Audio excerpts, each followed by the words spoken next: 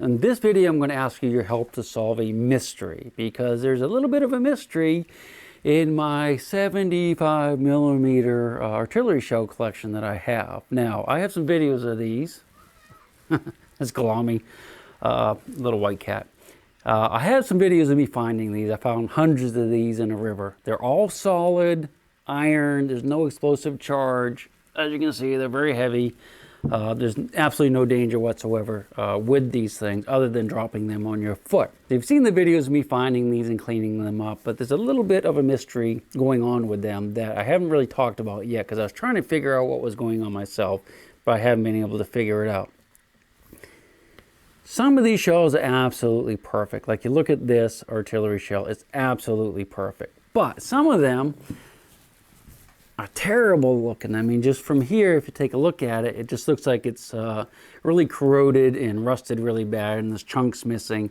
And when I found these things, I thought it was just natural aging in the water, because some of the Civil War stuff I find actually does look like that, and it's just where chunks of rust break off of it. But when I cleaned them up and really got a good look at them, I discovered something kind of interesting. They're not just rusted, they're actually melted. Glommy, this is my video. You come back later, okay?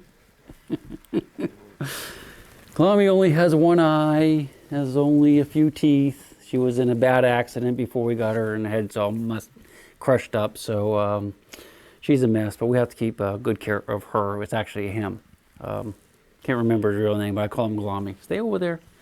All right, so anyway, these shells are actually melted. Now, what would melt iron like that? I have no idea for sure. I have a suspicion, but I'm going to bring the little camera over here and show you the close-ups and let you see what it actually looks like, so you can tell that it really is melted and not just rusted away.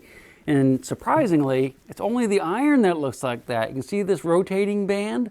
This is made out of brass. It's not melted.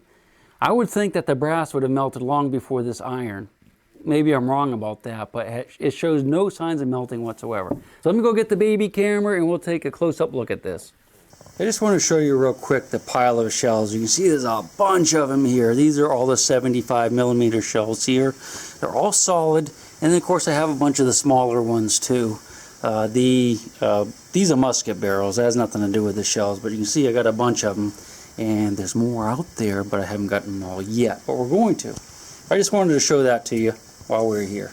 Remember the cat's name, it's PK for Porch Kitty. We didn't actually name him that, but that's the name he came with.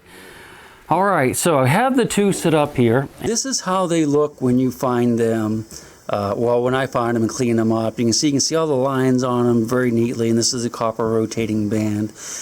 But if you look at this one, you can see the iron has been melted. Big chunks of iron have been melted out of it, and it goes all the way up the shell like that. But the copper rotating band, no problem at all, hasn't been melted. These are kind of neat because you can read the dates on. This is 1942. You can read the batch numbers and whatnot, and you can see where they were made and what they were for. So that's pretty cool. No idea, well, I don't know for sure why this would be melted, but this wouldn't be melted, and there's only a few dozen shells like that. But here is my theory. My theory is that, again, I found these in a river spread out with a bunch of other trash from the World War II era. A lot of beer bottles and just pieces of stuff from like out of kitchens and tiles from buildings. It looks like they just took stuff down to the river and threw it in to get rid of it.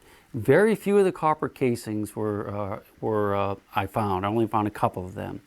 So I think they probably salvaged the copper and used that, sold it on the black market. They shouldn't have been dumped in the river, obviously, because it's a very shallow river. But anyway, I'm thinking that perhaps these that were melted were actually taken somewhere, and they were going to melt them down for the iron, to recover the iron from these projectiles. Again, these are solid, so there's no danger of them blowing up or anything like that. I can't imagine any other way that could have been done other than like with electric current, because I know they use electric current nowadays to melt iron in the big foundries and whatnot. At least I believe they do from memory. I should have looked it up before I made the video, but I'm pretty sure they do. So my question to you is that plausible, do you think? Would that be a reason why the copper band isn't melted, but the iron is? And again, I have several dozen like this. That's the only thing I can come up with. The only reason, I mean, it obviously would never have melted in a campfire or a building fire or anything like that. That took a tremendous amount of energy to do that to the solid chunk of iron. And again, I have several dozen that look like that. So what's your theory as to how these got melted if it wasn't done with electrical current like at a foundry where they're going to melt them down to recycle?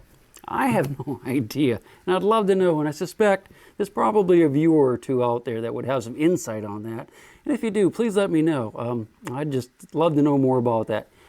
If you want to learn more about these shells and see some more of them, like I don't know if I've actually really showed you these things up close or not, explain the different parts and different things. I'll make another video for you and go over some of that stuff because it's really interesting. And I have some other ones that are canister rounds for these.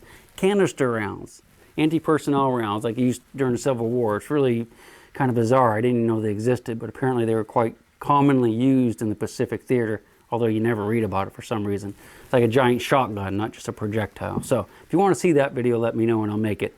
But again, any ideas, let me know. I appreciate it. And well, we'll go from there. Thanks for watching. We'll make some more videos, I promise you. Ow!